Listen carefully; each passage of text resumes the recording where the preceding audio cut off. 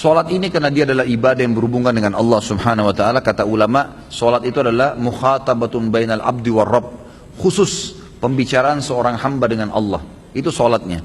Karena ada sebuah hadis Nabi SAW yang berbunyi, kalau seorang hamba mengatakan Alhamdulillah, segala puji bagi Allah, Allah langsung menjawab, Hamadani abdi, hambaku memujiku. Ya, kalau kita mengatakan Ar-Rahmanir Rahim, Allah mengatakan Athna alayya abdi, hambaku mengagung-agungkan aku. Maliki yaumiddin, raja yang pemilik hari kiamat. Maka Allah SWT mengatakan hambaku majadani abdi, dia memposisikan aku pada posisi yang sebenarnya. Iyyaka na'budu wa iyyaka nasta'in, hanya kepadamu kami menyembah, kepadamu kami minta tolong. Kata Allah, hadza li wa li abdi, ini milikku. Maksudnya iyyaka na'budu ini milik Allah, penyembahan. Wa iyyaka nasta'in, kepadamu kami minta tolong, ini milik hambaku, dia boleh minta tolong dengan aku. Ihdinas siratal mustaqim sampai akhir, siratal ladzina an'amta alaihim ghairil maghdubi alaihim waladdallin, tunjukkanlah kami jalan orang-orang yang lurus, para nabi-nabi, syuhada, siddiq, dan juga orang-orang yang saleh, yang mereka ini adalah penghuni surga Firdaus A'la, ya, surga yang tertinggi. Maka kata kita mengatakan, ya Allah, tunjukkanlah kami jalan orang-orang yang lurus, jalan-jalan orang yang telah engkau berikan nikmat kepada mereka, dan bukan orang yang telah engkau murkahi, orang-orang Yahudi dan juga orang-orang yang sesat, orang Nasrani. Kata Ibnu Abbas, maghdubi alaihim waladdallin adalah orang-orang Yahudi dan Nasrani. Maghdub orang-orang Yahudi yang dimurkai karena mereka tahu kebenaran, mereka tidak mau ikutin. Waladdallin, dol adalah sesat, orang-orang Nasrani karena mereka mau berdakwah tapi mereka salah, mengatakan Allah punya anak, ya, seperti itulah. Nah, di sini kalau kita baca Al-Fatihah, kita langsung berinteraksi dengan Allah Subhanahu wa taala, berinteraksi dengan Allah Subhanahu wa taala. Hadis Nabi SAW yang mengatakan aqrabu abdun ila rabbih wa huwa sajid, ya, paling dekat seorang hamba dengan Tuhannya pada saat dia sedang sujud. Fa aktsiru fihi du'a, perbanyaklah komunikasi kalian, doa kalian kepada Allah. Jadi memang sholat itu adalah luar biasa, gerakan-gerakan yang khusus.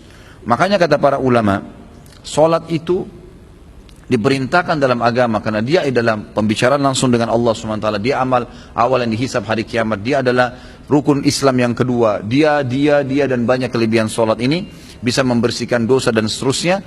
Maka sudah semestinya seorang hamba menjaga kekhusyuannya, menjaga kekhusyuan. Khusyuk ini sederhananya bahasa Indonesia adalah fokus, ya. Fokus. Bagaimana supaya kita bisa fokus, nikmatin apa yang sedang kita lakukan. Itu jawaban sederhananya. Jadi kalau bahasa sederhana gini, biasanya kalau saya kasih contoh makanan mudah difahami, gitu. Kalau kita lagi makan nasi sama tempe, walaupun lagi pengen ayam, jangan dibayangin ayamnya, tempenya jadi nggak enak. Langsung paham nggak? Alhamdulillah, gitu. Kalau makanan langsung top, ya gitu. Loh iya, tempenya nggak enak tuh. Kalau kita targetnya tadi ayam, ayamnya lagi habis, kita ngerutu. Waduh, coba tadi ayamnya, nggak enak tempenya masuk. Itu namanya fokus pada yang sesuatu yang sedang dikerjakan. Itu bahasa sederhananya supaya mudah difahami, itu khusyuk, gitu kan? Jadi kalau lagi sholat, memang khusyuk. Khusyuk itu gimana? Fokus, nggak pikir yang lain. Seperti tadi, yang itu. Jadi memang dia akan lebih konsentrasi di situ. Baik, untuk khusyuk, ada beberapa hal yang harus diperhatikan. Ya, yang kalau saya garis besarkan ada 2 poin. Yang pertama, sisi batin ruhiyah, ruh kita, gitu kan? Yang kedua, fisik dan tempat.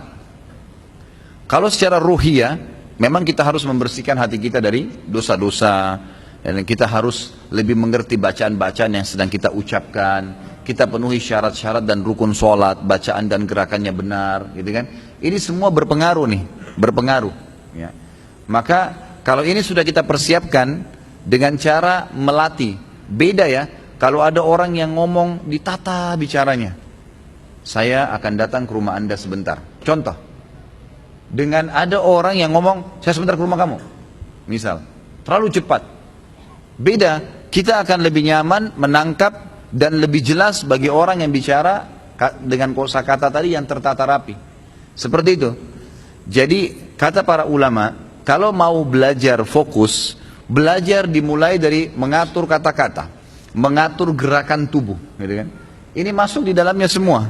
Orang yang terbiasa tenang dalam melakukan satu perbuatan itu lebih mudah fokus dibandingkan orang yang terlalu buru-buru.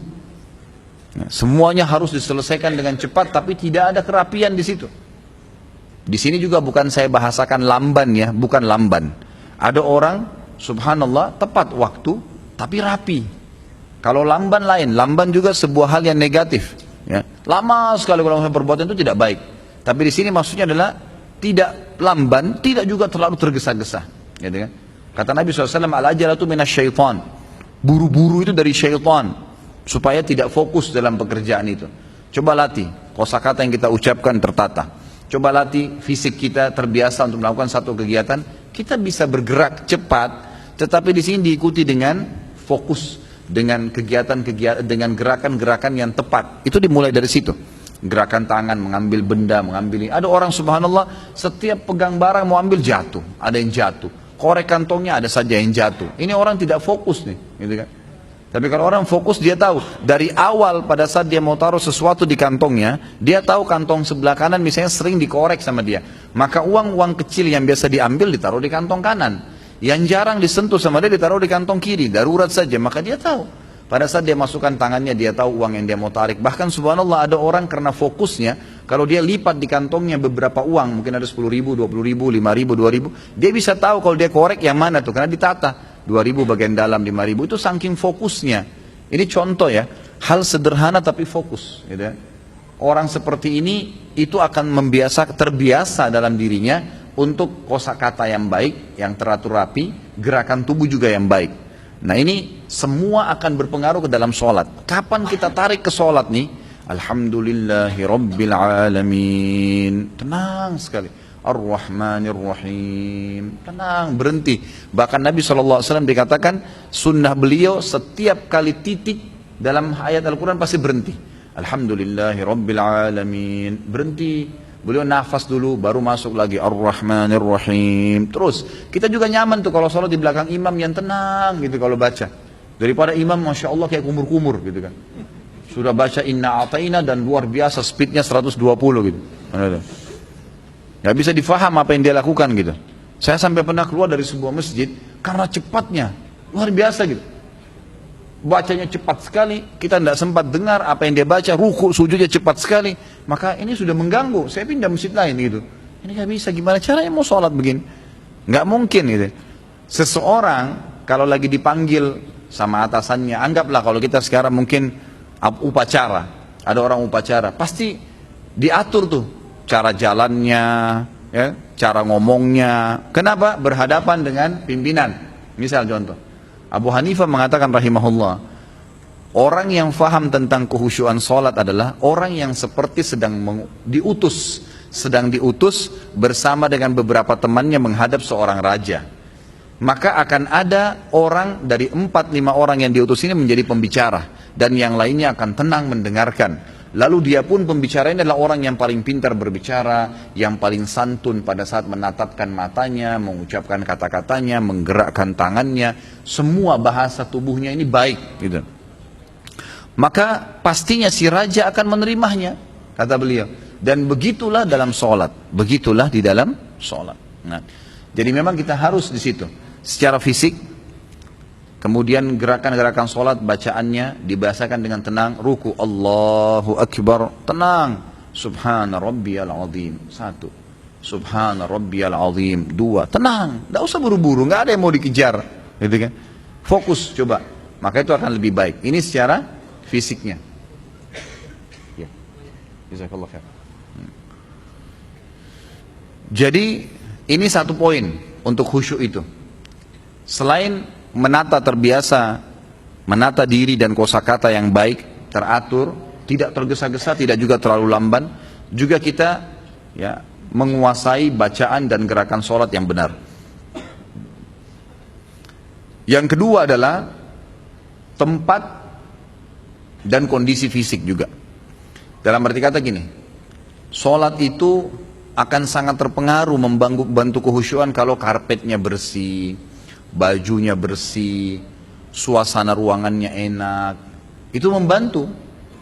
Jadi coba bedain antara orang bangun sholat malam, yang dia sebelum tidur, sejadahnya sudah dibubuhi minyak wangi, udah disiapin pakaian yang mau dipakai, kalau perlu sudah disetrika rapi, khusus ini mau ketemu dengan Allah nanti malam. Masa kalau mau ketemu wali kota bajunya rapi, diundang jam 6 pagi mungkin semalaman suntuk nggak tidur. Kalau sama Allah luar biasa, pakai baju kos yang robek-robek gitu kan. Kemudian kotor, bau badannya nggak enak, keringatan, nggak mandi, nggak apa, beda. Nah, nih. Kita kalau mau ketemu wali kota, mau ketemu pejabat, pasti mandi dulu, pakai roll on, pakai baju yang bersih, luar biasa, pakai sepatu di smear, jalannya diatur. Nanti sebentar saya mau ngomong apa nih, ngomongannya diatur. Ini sama manusia seperti Anda sama. Kalau dia nggak mandi, ketiaknya juga bau. Gitu kan. Kita mau ketemu dengan Allah Azza wa Jalla, pencipta langit dan bumi, nggak faham, ini harus difahami nih, harus, nggak bisa nggak. Beda antara orang yang hanya bangun, ya sudah bangun lah pakai baju kaosnya dia, pakai celananya dia yang biasa sudah lama 10 tahun dipakai, kemudian dia wudhu langsung sholat aja, Allah Akbar, buru-buru selesai. Dengan orang yang sudah dari malam ditata rapi, sudah dibersihkan, dipakai minyak wangi, memang dijadwalin tidur lebih cepat, itu lain. Pada saat sholat dinikmatin gerakan-gerakan dan bacaan sholat itu penting sekali, itu penting sekali.